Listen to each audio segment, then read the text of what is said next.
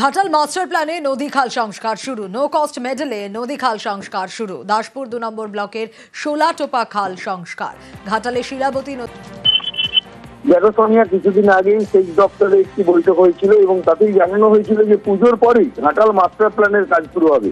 আর সেই মতোই কিন্তু ঘাটাল মাস্টার প্ল্যানের কাজ শুরু হয়েছে, যেটা নদী খনন, অর্থাৎ ঘাটাল মহকুমার বিভিন্ন এলাকায় বিস্তীর্ণ জায়গাতে নদী এবং খাল রয়েছে, প্রায় 36টি নদী এবং খাল।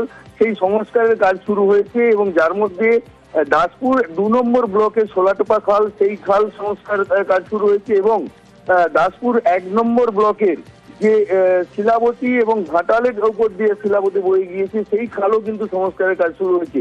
এক কথায় খাল সংস্কার এবং নদী সংস্কারের কাজ শুরু হয়েছে। এরপরে কিন্তু একাধিক নদী এবং খাল সংস্কার করা হবে, যেটা সেচ দপ্তর সূত্রে খবর যে খুব দ্রুত গতিতে এই ঘাটাল মাস্টার প্ল্যানের কাজ করা হবে এবং 2028 সালের মধ্যেই কিন্তু এই ঘাটাল মাস্টার প্ল্যানের কাজ সম্পূর্ণরূপে শেষ হবে। সোনিয়া, বেশ। ঘাটাল মাস্টার প্ল্যানের কাজ আজকে আমাদের দাসপুর 7 অঞ্চলের সিমলা হল থেকে শুরু হলো। আমাদের কাজটা হবে রামদেবপুর থেকে বন্দর পর্যন্ত। এখান থেকে পরপর কাজ হতে যাবে, যেহেতু আজকে বন্দরের দিকে এখন জলটা বেশি আছে, উপর থেকে কাজটা শুরু হবে। মিডিল পজিশন আজকে এটা সিমলা হল দাসপুরের 7 অঞ্চলের আমাদের ড্রেজিং এর কাজ শুরু হলো আজকে। ঘাটাল মাস্টার প্ল্যানের নদী এবং খাল খননের কাজ শুরু হয়ে গেল। আজকে দাসপুর 1-এর শিলাবতী নদী 23 কিলোমিটার খনন হবে, শুরু হয়ে গেল। ওদিকে দাসপুর 2 নম্বর ব্লকে শোলাটোপা খাল খননের কাজ শুরু হয়ে গেল 14.7 কিলোমিটার। সেচ দপ্তরের যে নিয়ম অনুযায়ী তারা যেটা ঘোষণা করেছেন, 36টা টোটাল নদী এবং খাল খনন হবে। ঘাটালবাসীর বাঁচার, পরিত্রাণ পাওয়ার একমাত্র পথ ঘাটাল মাস্টার প্ল্যান শুরু হয়ে গেল। দাসপুর 2 ব্লকে শোলাটোপা খাল, সেটা সংস্কারের কাজ, মানে ড্রেজিংয়ের কাজ, তার যে প্রিলিমিনারি পরিষ্কার পরিচ্ছন্নের কাজ শুরু হয়েছে এবং দাসপুর 1 ব্লকের রাজনগর জিপিতে ওখানে শিলাবতীর যে নিম্নতম কোন পোর্শনটা আছে সেখানেও কিন্তু পরিষ্কার পরিচ্ছন্নের কাজ শুরু হয়েছে, ড্রেজিংয়ের কাজ শুরু হবে। তো শিলাবতী এবং বিভিন্ন খাল এই মাস্টার প্ল্যানের সঙ্গে যুক্ত, সেগুলো খনন করা হবে। খানাকুলের ছবিটা আপনাদের দেখিয়েছিলাম, আরো একবার দেখায়। বিঘার পর বিঘা জমি একেবারে জলমগ্ন। বৃষ্টি আর তার সঙ্গে ডিভিসির জল, তাতে বিপদ বেড়েছিল এখানকার মানুষজনের। আমরা খবর দেখাই সমস্যা সমাধানের জন্য, আর খবর দেখানোর ঠিক 72 ঘন্টা তার মধ্যেই ব্যবস্থা নেওয়া হয়েছে। আমরা নিউজ 18 বাংলা খবর দেখাই সমস্যা সমাধানের জন্য। এটা আরো একটা প্রমাণ। খানাকুলে চাষের জমি থেকে জল সরানোর ব্যবস্থা হচ্ছে। আরো বিস্তারিত শুভদীপ জানাতে পারবে। শুভদীপ, খবর দেখানোর 72 ঘন্টার মধ্যেই তৎপরতা। দেখো সোনিয়া, খানাকুলের যে ছবিটা, আমরা কৃষকদের যে দুরবস্থার কথা, তারা চাষ নিয়ে রীতিমতো সংশয় প্রকাশ করছিলেন যে যেভাবে জমিতে জল জমেছিল, আদৌ এবছর রবি ফসল তারা চাষ করতে পারবেন কিনা সেই নিয়ে কিন্তু সংশয় ছিলেন। যদিও সেই খবর বুধবার আমরা দেখিয়েছিলাম এবং তারপরে কিন্তু তৎপর হয়েছে ব্লক প্রশাসন থেকে সেচ দপ্তর। ইতিমধ্যেই কিন্তু খানাকুলের যে অরোরা খাল রয়েছে সেই খালের পাশেই নালা কেটে জেসিপি দিয়ে নালা কাটার কাজ শুরু হয়েছে, যাতে জমির যে জল জমে আছে সেই জলটা পাস করা যায় এবং জমিগুলো থেকে জল বেরিয়ে গেলেই কিন্তু কয়েকদিনের মধ্যেই চাষিরা যাতে চাষ শুরু করতে পারেন সেই ব্যবস্থাই কিন্তু করার কাজ শুরু করেছে এবং এর জন্য কিন্তু চাষিরা খুবই আপ্লুত এবং তারা অনেকটাই দুশ্চিন্তা মুক্ত যে জল নেমে গেলে তারা রবি ফসল চাষ করতে পারবেন। এর জন্য যেমন চ্যানেলকেও ধন্যবাদ জানিয়েছেন এবং প্রশাসনের কাজেও কিন্তু খানাকুলের বিস্তীর্ণ এলাকার চাষিরা খুশি। সোনিয়া, আমাদের ওই যে বাঁধগুলো হয়েছে, বাঁধের মধ্যে যা ঘেরা পড়ে গেছে, এর ফলে আমাদের রবি চাষ থেকে ধান, মানে যেসব আমন ধান এসব চাষ করতে আমাদের খুবই এবছর চাষিদের দুর্দশায় পড়তে হচ্ছে আর কি। এই জল না নামলে আমাদের এবছর খুবই চাষ থেকে আমাদের মানে যাকে বলা বিদায়।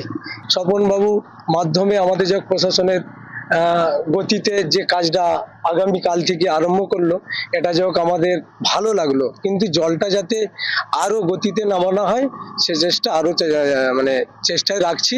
প্রশাসন যাক কাজটা শুরু করেছে, আমাদের বেশ ভালো লাগছে। এখানকার চাষিরা আমাকে যে বাঁধ কাটানোর কথা বলে, আমি সঙ্গে সঙ্গে BDO, OC, irrigation, SDO, executive officer, মন্ত্রী মহোদয়, সমস্ত ডিএম থেকে আরম্ভ করে এসপি থেকে সকলকে জানানোর পর সঙ্গে সঙ্গে কালকে আমাদের ইরিগেশনের এক্সিকিউটিভ এসছিলেন। আজকে কাজ আরম্ভ হয়ে গেছে, প্রশাসন তৎপরতার সাথে ব্যবস্থা নিয়েছে, নদীর জল কাটাচ্ছে। এদের চাষিরাও খুব আপ্লুত। এবছর বেশি বৃষ্টির ফলে মাঠে জল জমেছিল এবং চাষিরা বর্ষাকালে চাষ করতে পারছিল না এবং জলটা নামতে শস্যকালে সুলিশ গেটটা হচ্ছে, সেখানে বাঁধ দেওয়া আছে, জলটা নামতে পারছিল না। সেই জন্য কৃষি কর্মাধ্যক্ষের সাথে আলোচনা করে, ভিডিও স্যারের সাথে আলোচনা করে চিঠি করা হয়েছে ইরিগেশনে এবং ইরিগেশনে বিভিন্ন দপ্তরে জানানো হয়েছে। জানানোর ফলে গতকাল ওনারা আসলেন, উপস্থিত থেকে সেখানে কাজ দেখা হয় যে কিভাবে কি কাজগুলো সলিউশন করা যায়, তার কাজ শুরু হয়েছে। জাতীয় সড়কে দলছুট দাতাল, ছবি দেখাবো। পর্যটকদের গাড়ির সামনে হাতি, গরুমারা জাতীয় উদ্যানের ঘটনা। বেশ কিছুক্ষণ যান চলাচল স্তব্ধ হয়ে যায়। আরো বিস্তারিত জানবো রকির কাছ থেকে। রকি, পর্যটকদের গাড়ির সামনে হাতি চলে আসে। সোনিয়া, পর্যটকদের গাড়ির সামনে জাতীয় সড়ক দখল করে দাঁড়িয়ে পড়লো একটি দলছুট দাতাল হাতি, আর যার জেরে কিন্তু থমকে গেল যান চলাচল।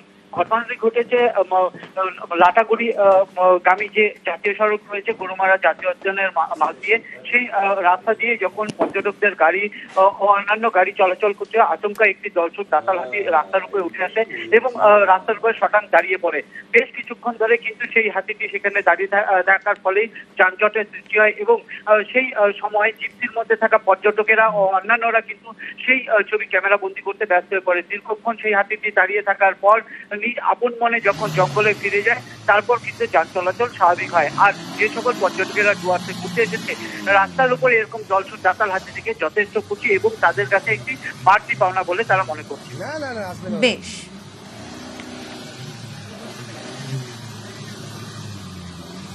যাও যাও যাও বুঝো, ফুললি ব্লক আছে তাতে দেখতে পারো। চেতলায় গলায় রড ঢুকিয়ে খুন, মদের আসরে বচসার জেরে খুন, ফুটপাতেই গলায় রড ঢুকিয়ে দেবার অভিযোগ আর বাঁচার চেষ্টায় রক্তাক্ত অবস্থাতেই দৌড়। ঠিক কি ঘটেছিল জানবো, আমাদের সঙ্গে রয়েছেন আমাদের প্রতিনিধি প্রীতি। সরাসরি চলে যাব প্রীতির কাছে। প্রীতি, কি ঘটেছিল ঠিক? প্রত্যক্ষদর্শীরা যারা রয়েছেন তাদের সঙ্গে কথা বলা সম্ভব হয়েছে, তারাই বাকি বলছেন।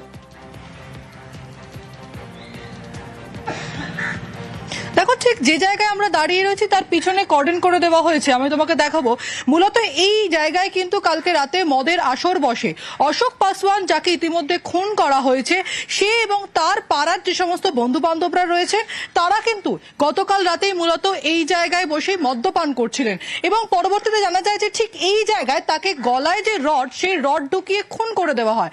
ঠিক আমি যে রাস্তা দিয়ে যাচ্ছি, আমার ভিডিও জার্নালিস্ট রাতুলকে বলবো ছবিটা দেখানোর জন্য, যে সামনে দিকে যে আরেকটি মন্দির রয়েছে, সেই মন্দিরের সামনেই কিন্তু মূলত তার যে দেহ, সেই দেহ কিন্তু পড়ে থাকে এবং এই রাস্তা, যেই রাস্তার ছবি তোমাকে দেখাচ্ছি, অশোক পাসওয়ান কার যখন গলায় লাগে এবং আঘাত প্রাপ্ত হন তিনি, ঠিক এই রাস্তা হয়ে কিন্তু সে সামনের দিকে এগিয়ে যান এবং সামনে একটি মন্দির রয়েছে, সেই মন্দিরের সামনেই তার যে দেহ, তার দেহ পড়ে থাকতে দেখা যায়। এবার ঠিক কি থেকে বচসা তা কিন্তু এখনো পর্যন্ত বোঝা যাচ্ছে না। ইতিমধ্যে ঘটনায় 5 জনকে আটক করেছে পুলিশ। গতকাল রাতে এই অশোক পাসওয়ানের সঙ্গে যারা ছিলেন, যারা এই আসরে উপস্থিত ছিলেন, তাদেরকে ইতিমধ্যে চেতলা থানার তরফে আটক করা হয়েছে, তাদের জিজ্ঞাসাবাদ চলছে। অন্যদিকে চেতলা থানার আধিকারিকরা, পুলিশ আধিকারিকরা, তারা ইতিমধ্যে ঘটনাস্থলে এসে পৌঁছেছেন। ইতিমধ্যে ভিডিওগ্রাফির যে প্রসেস, সেই প্রসেস চলছে এবং অন্যদিকে যা জানা যাচ্ছে যে মদের আসরে বচসা এবং সেখান থেকে গলায় যে রড ঢুকিয়ে খুন, সেই খুন হন অশোক পাসওয়ান। জোনেলা, বেশ,